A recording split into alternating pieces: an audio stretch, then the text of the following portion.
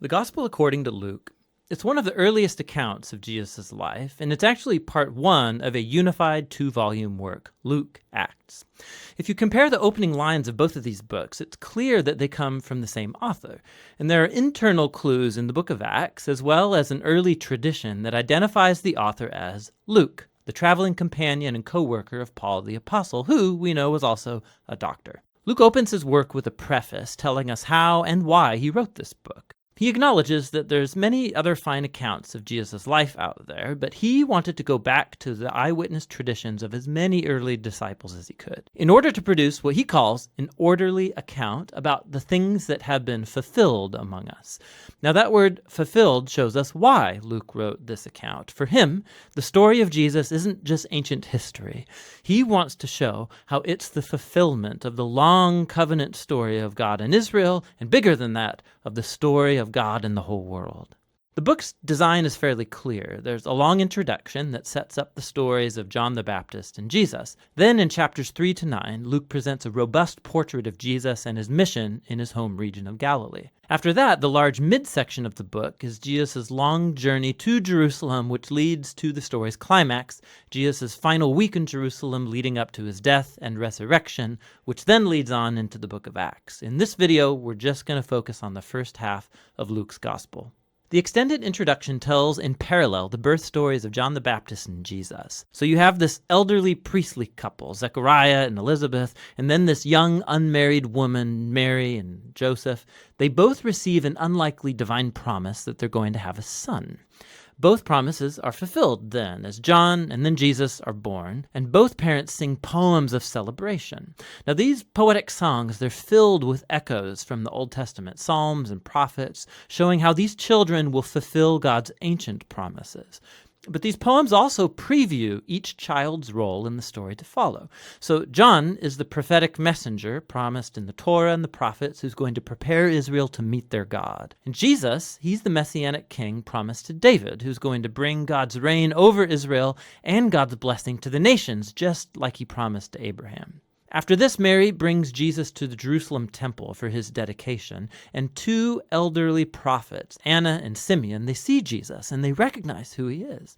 And Simeon sings his own song, a poem inspired by the prophet Isaiah. He says, "This child is God's salvation for Israel, and he will become a light to the nations." So with all this anticipation, the story moves forward into the next main section, where Luke presents Jesus and his mission. He sets the stage with John's renewal movement at the Jordan River, where he's calling a new, repentant, recommitted Israel into existence through baptism. He's preparing for the arrival of God's kingdom. And then Jesus appears as the leader of this new Israel, and he's marked out by the Spirit and the voice of God from heaven. He is the beloved Son of God. After this, Luke follows with the genealogy, and it traces Jesus' origins back to David, then back to Abraham, and then all the way back to Adam from the book of Genesis. Luke's claiming here that Jesus is the messianic king of Israel who will bring God's blessing, but not only to Israel, the family of Abraham.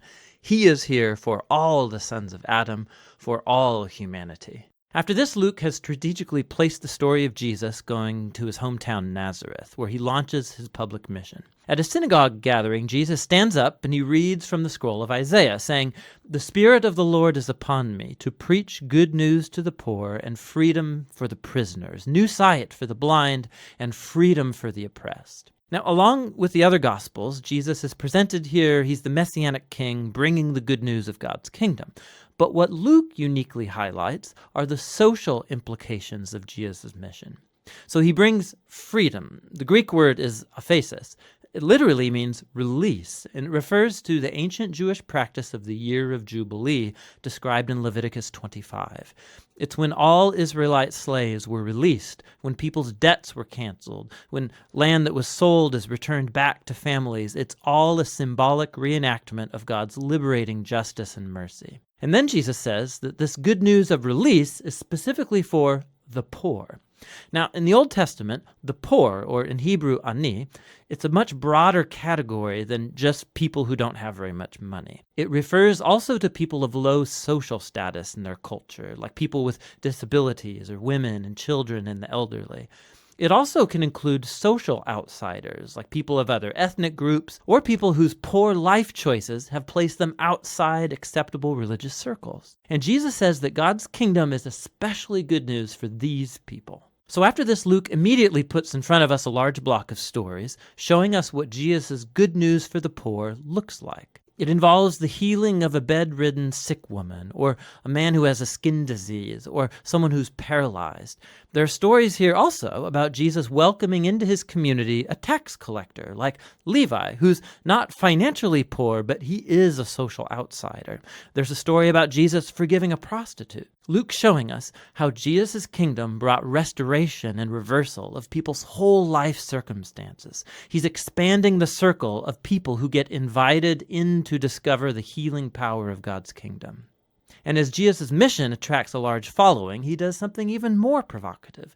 He forms these people into a new Israel by appointing over them the 12 disciples as leaders corresponding to the 12 tribes of Israel. And then Jesus teaches his manifesto of an upside-down kingdom, or as Luke calls it, the sermon given on the plain. He says God's love for the outsider and the poor means that his kingdom brings a reversal of all of our value systems. He is here to form a new alternative people of God who are going to respond to Jesus' invitation by practicing radical generosity, by serving the poor.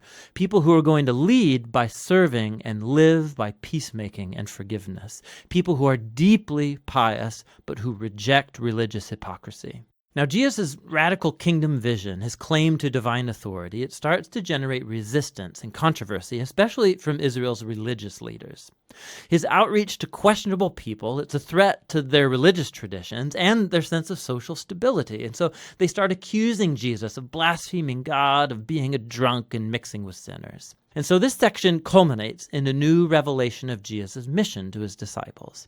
He says that yes, he is the Messianic king, and that he's going to assert his reign over Israel by dying in Jerusalem, by becoming the suffering servant king of Isaiah 53 who dies for the sins of Israel. And then the shocking idea, it gets explored in the next story as Jesus goes up a mountain with 3 of his disciples, and he's suddenly transformed in front of them. They're enveloped in this cloud of God's presence who announces, "This is my chosen son."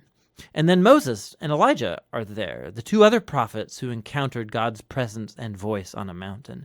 And Luke tells us that they're talking together about Jesus' exodus that he was about to fulfill in Jerusalem. Now that Greek word exodus, it's a clear reference to the Exodus story.